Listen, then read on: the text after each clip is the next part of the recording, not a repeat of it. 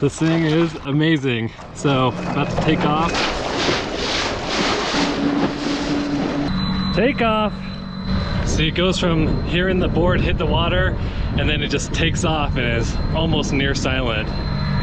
So surreal, such an amazing experience.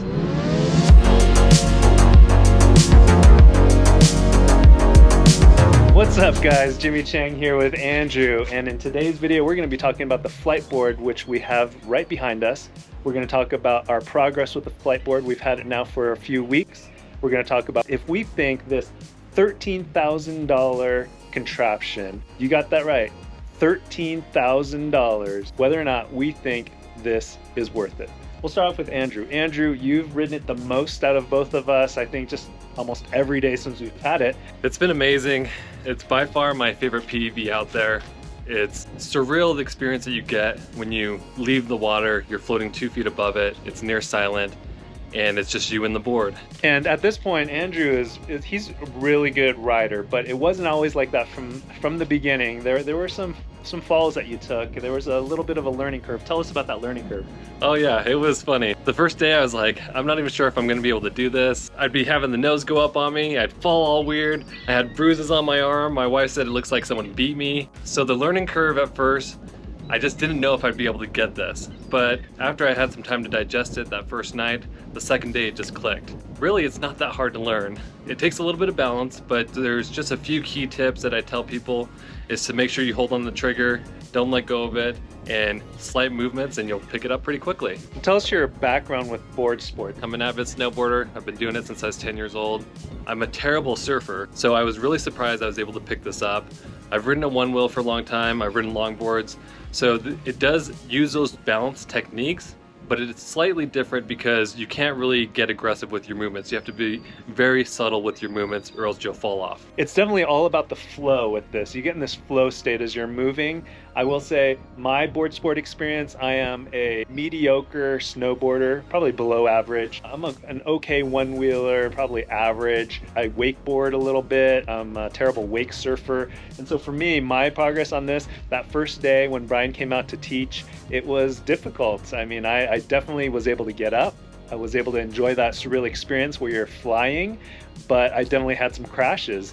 And the next day I was sore, but I was left with this feeling that was amazing. It's like you're on a magic carpet flying around, you know, you're Aladdin. It's such a wonderful experience. We just had to go out the next day and the next day and the next day, and you could see the progress from day 1 to day 2. We definitely improved a lot. My kids too, they were able to get it like that. I think that's because they're so lightweight. There's less of a fear of falling, because I think there definitely is a little bit of a fear, at least for me. I have a little bit of a fear of heights, and this is the highest I've ever been on a personal electric vehicle, because when you get up and out of the water, it's like you're flying and you're about sometimes 3 feet out of the water, and it's like you're hovering, but every now and then I get scared. I'm like, oh no, I'm gonna fall, and because I think about falling, it causes me to fall. And you hit that water, you kind of do this little belly flop thing. The other thing that I love about this is the convenience. It's actually really easy to just put into the back of my truck, and when I'm just going out by myself, there's really little gear. I bring the board, the battery, my life jacket, and helmet, and I park, I jump in the water, and I'm good to go. It's super easy, very convenient. It's very customizable. You can get customized wings, different accessories to help improve your overall ride. So once you've made that large investment into this hobby, you can spend as much or as little to customize your ride. I'm kind of a nerd when it comes to these things, and I like to look at my specs. I like to look at how fast I've gone, how much battery I've used, and where I've gone, and you can do that with the app. The app just connects from your phone to the board. It'll download all that information, and then it'll even show you a map of where you went, how fast you were going. And so I really love that stuff. I love that it collects all that data for me so that I can track my progress and see how much I've improved over time. I love the natural endorphins it gives you. Part of that is you're moving, you're kind of flying, you feel like you're a superhero almost, and it's very quiet. It almost feels like you're flying with the birds. That's one of my favorite experiences, especially pelicans. They're so fun to watch swimming. They'll take off and you see their feet paddling on the water as they're taking off. It's so cool to see. Anyone can do it. I'm like a regular old guy. Just after a few sessions, I feel pretty darn comfortable out there. I'm making turns. It's just a surreal experience. Super easy to maintain, doesn't take up a ton of room, just very easy to use. You don't even need a truck to transport this thing. So we use a truck because it's nice so you don't have to take it apart. But if you have to take it apart, it's like really easy to remove, awesome cases. So you can fit this into a small car, small SUV. Very convenient that you can take this pretty much anywhere and you can fly with it. You just have to ship the battery. Ship the battery or pick up a battery from any of their flight schools that they have near large bodies of water. Oh, and that's the other thing too. You don't have to live by the ocean to enjoy this. We live in Colorado, one of the most landlocked states of any of the states, but we've gone out on this like so many times over the last couple of weeks, and we don't have to worry about the right wave condition. We just find a nice body of water and we go. Now let's talk about the things that we don't like about the Fliteboard.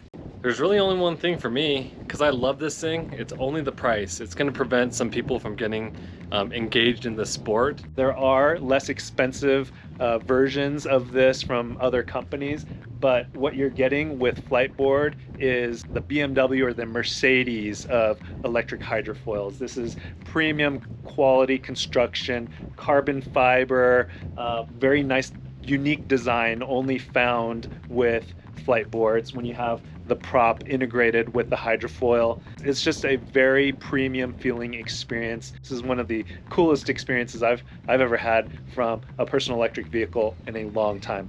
Now, some of the things that I don't like about it, you know, I have a large family, and with the 4 kids, my wife, myself, with one charge, you do get, with this, we have the bigger battery pack, you can get almost 2 hours of riding, which is great. And it charges really quickly. We didn't talk about that and the things that we liked about this.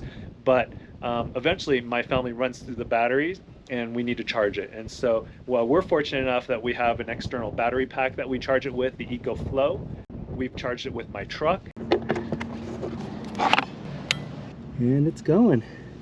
It does charge quickly, so in about an hour, you're able to charge it back to nearly full.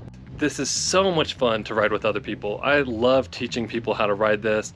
They get the experience that I get experience, and you just see the smile from ear to ear that they could eat a banana sideways.